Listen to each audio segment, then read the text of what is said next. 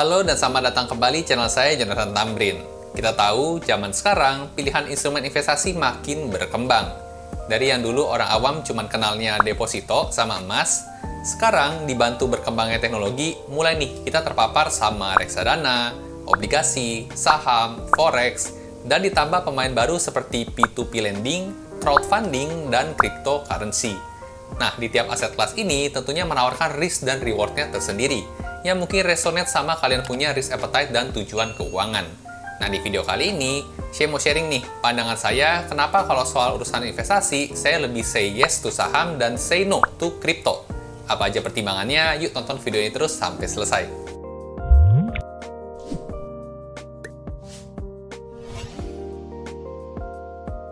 Sebelumnya, saya disclaimer dulu. Konten ini bukan bertujuan buat jelek-jelekin kripto ya. Setiap orang bebas milih instrumen investasi yang cocok sesuai dengan risk appetite dan goal keuangan masing-masing. Jadi ini cuma pandangan saya aja kenapa akhirnya saya lebih milih invest di saham dibandingkan invest di kripto. Alasan yang pertama adalah karena instrumen saham punya aset yang berwujud. Ketika kita beli saham, itu artinya kita beli sebagian kepemilikan dari perusahaan. Nah, perusahaan ini punya aset nyata yang berwujud. Ada gedungnya, ada mesinnya, dan ada gudangnya. Nah, perusahaan ini juga aktif ya, ngasilin laba dari produk atau jasa yang dijualnya. Nah, selain itu, karena perusahaan adalah bisnis yang real ya, secara nyata ada di lapangan, secara hitung-hitungan kita bisa analisa nih prospek pertumbuhannya di masa depan. Misalnya contoh deh, kita punya 1% saham BCA.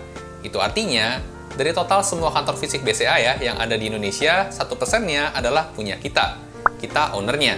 Nah, beda nih sama kripto. Kalau misalnya katakanlah kita punya 1% total Bitcoin yang ada di dunia, maka kita tetap aja nggak punya aset berwujud yang nandain atau jamin kekayaan kita. Semuanya serba teks digital aja di smartphone dan dijamin hanya dengan asas kepercayaan aja. Alasan yang kedua adalah tentu soal keamanan. Pasar saham Amerika atau New York Stock Exchange sudah beroperasi sejak tahun 1792 dan sudah melewati belasan krisis keuangan. Sampai sekarang pun kita masih bisa lihat ya, survive terus dan mampu mencetak all-time high. Buat bursa Indonesia sendiri yang sudah di bawah naungan negara Indonesia ya, itu berdirinya sejak tahun 1977.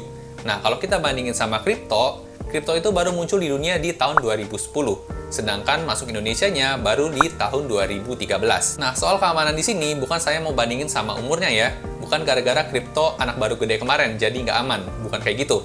Yang lebih saya mau sorotin adalah dari sisi regulasi dan keberadaan bank kustodiannya. Nah, pasar saham ini bisa kita katakan instrumen investasi yang sudah mature. Regulasinya sudah sangat jelas dan diakui di seluruh pemerintah dunia. Beda nih sama pasar kripto, yang sampai saat ini pun masih dalam proses buat akhirnya bisa dipercaya sama seluruh dunia. Dari sisi landasan hukumnya pun juga lebih jelas soal pasar saham.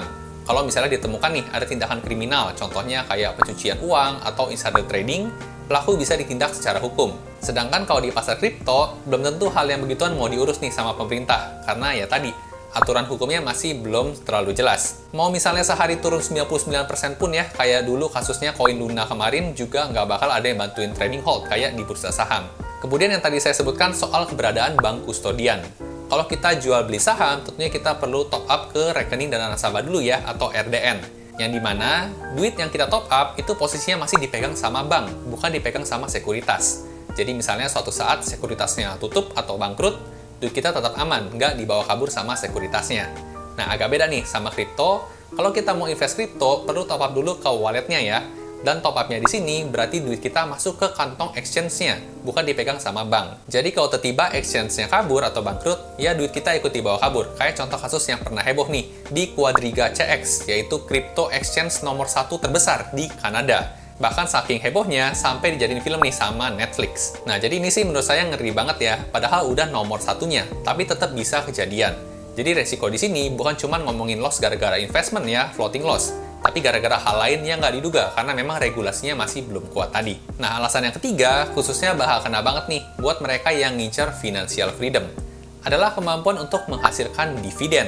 Nah, ini masih nyambung ya sama alasan yang pertama tadi, saham adalah bukti kepemilikan perusahaan yang menghasilkan profit. Maka kita juga berhak nih memiliki profit sebagian dari perusahaan tersebut dalam bentuk dividen. Nah, jadi kalau di saham, selain potensi mendapatkan capital gain ya dari pergerakan harga saham, investor juga bisa terima dividen. Nah, ini ceritanya kalau seseorang sudah cukup kaya dan mau hidup dari passive income dividennya aja, itu sangat bisa banget kalau di saham. Nah, tapi ini beda kasus ya, kalau kita misalnya investnya di kripto. kripto ini bukan merupakan aset berwujud yang produktif. Nah, karena nggak produktif, jadi nggak ada labanya ya. Jadi profit yang bisa diharapin dari kripto ini hanyalah sebatas dari capital gain aja, atau zero sum game, di mana suatu pihak akan dapat profit ketika ada pihak lain yang merugi. Nah, kira-kira bisa nggak di kripto taruh 10 miliar di Bitcoin, misalnya terus tinggal tidur, harapin passive income setiap tahunnya? Sampai sekarang sih masih belum bisa ya. Nah, lain cerita, bisa nggak di saham taruh 10 miliar di saham BBCA? Tinggal tidur, dapat passive income setiap tahun, nggak usah kerja lagi.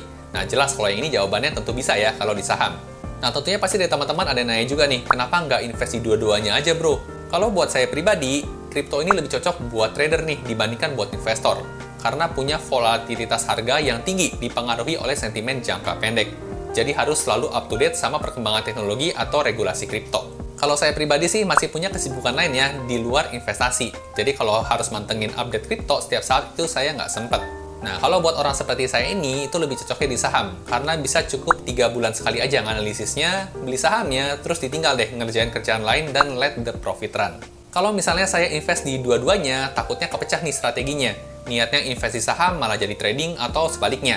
Intinya sih balik lagi ke tujuan awal, kalau saya pribadi maunya mencapai financial freedom.